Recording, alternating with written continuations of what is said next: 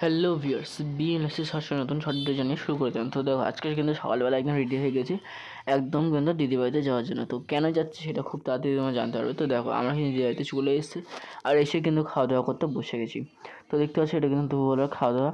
দুপুরবেলা দিদি করেছিল আজকে ভাত, ডিম ভাজা আর করলা আলু মাখা, আর হচ্ছে সয়াবিনের তরকারি, ঢেঁড়স সর্ষে, আর হচ্ছে লইটে মাছের তরকারি করেছিল। তো দুপুরবেলা যাই হোক, আমরা খাওয়া দাওয়া করার পরে কিন্তু চলে যাচ্ছে একটা জায়গায়। তো কোথায় যাচ্ছে দেখো, আর এই যে সামনেই যেহেতু কালী পুজো, আর সত্যি কথা বলতে দেখো, এবার তোমাদেরকে রিভিল করে দিয়েছি কোথায় আমরা যাচ্ছি দিদি বাড়িতে এসে। এই যে দেখো, তোরা যদি দেখে কিছু বুঝতে পারো তারপর বলো, তারপর আমিও বলে দিচ্ছি যে কোথায় যাচ্ছি।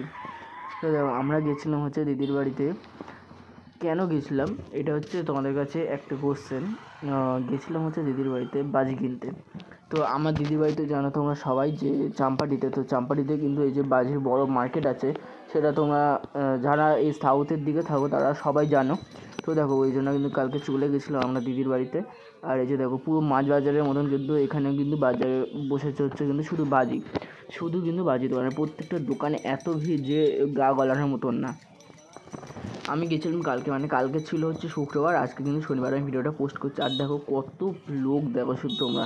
আর দেখো বাজির পর বাজি, কিন্তু কিন্তু কোনো শেষ নেই কিন্তু দোকান।